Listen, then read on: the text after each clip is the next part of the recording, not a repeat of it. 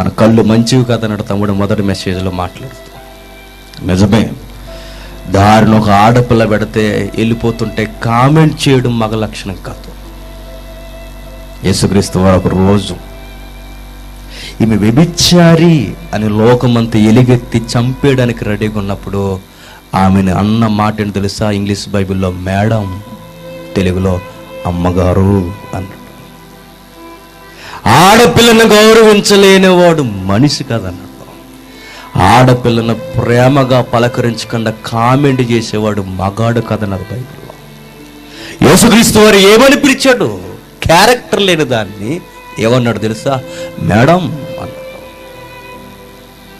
తెలుగులో అమ్మా అని రాయబడింది. ఎలా చూస్తున్నారు మీ కళ్ళుతో? బైబిల్ పట్టుకుని వచ్చి సంఘాల్లో కూడా మీ చూపులు మారకపోతే ఆడపిల్లల పట్ల అసలు నిన్నెవర్రా మనిషి అన్నది? నిన్నెవరో సరి అయిన లక్షణాలు ఉన్నవన్నది.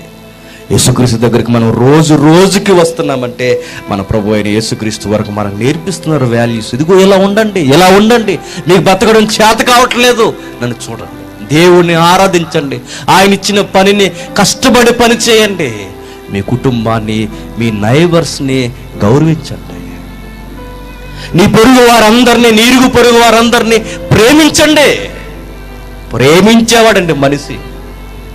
ప్రేమించకుండా పైశాసిక తత్వంతో, శాడిజంతో నచ్చిందల్లా చేసి పక్కోలు ఎంత డిస్టర్బ్ అయిపోయినా పర్లేదు, నా ఇష్టం అన్నవాడు వాడు మనిషి కదట.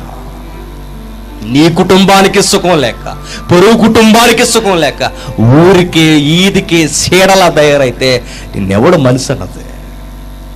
యేసుక్రీస్తు వారు మనల్ని ఏమంటున్నాడు చూడండి. నాలా సాత్వికాన్ని, దీనత్వాన్ని ఎదుటివాడు 1 మైలు రమ్మంటే 2 మైళ్ళు వెళ్ళు. క్యారెక్టర్ ఉన్న వారిని కాదు గౌరవించడం, క్యారెక్టర్ లేని వారిని కూడా గౌరవించను.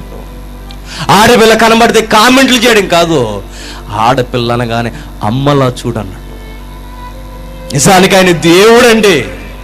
ఆ దేవుడు ఒక వ్యభిచారిని మేడం అని పిలవడం ఎంత విడ్డూరమో చూడండి. అవి విలువలంటే.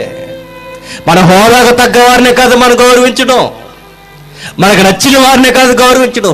ఆయన దేవుడయ్యుండి పాపాత్మురాలైన స్త్రీని మేడం జీ అన్నాడు ఆయన. అమ్మగారు అని పిలిచాడు ఆయన. నువ్వు పిలవగలుగుతున్నావా? నీ చెల్లిని ఎలా చూస్తున్నావో పక్కనున్న ఆడపిల్లని అలా చూడగలుగుతున్నావా? మీ అమ్మని ఎంత గౌరవంగా చూస్తున్నావో నీ తల్లిని, పక్కనున్న ఆడపిల్లని అంత గౌరవంగా చూడగలుగుతున్నావా? నువ్వెంత బాగా మంచి విలువలతో నీ కుటుంబంలో ఉండాలనుకుంటావో అంత బాగా పొరుగు కుటుంబం పట్ల కూడా నువ్వు వ్యవహరించగలుగుతున్నావా? అలా లేనన్నాడు నువ్వు గుండెల మీద చెయ్యేసుకోవడానికి సరిపోవు. కళ్ళు తెరిచి నిద్రపోయే ముందు నిన్ను నువ్వే చెయ్యనుకుని ఇదేం బతుకురని నిన్ను నువ్వే తిట్టుకో. ఒకవేళ నీకు ఇంకా నచ్చకపోతే పడుకునే ముందు కాండ్రగించి ఆకాశం మీదకు మళ్ళీ నీ మీదే పడుతుంది. అప్పుడే నీకు సిగ్గు వస్తుంది. మనసు అన్న తర్వాత ఎలా ఉండాలంటే మనిషిలా ఫెయిల్యూర్ అయిపోయినప్పుడు మనిషి ఇదిగో నరుడైన యేసుక్రీస్తులా ఉండాలని చూపించడానికి వచ్చాడు.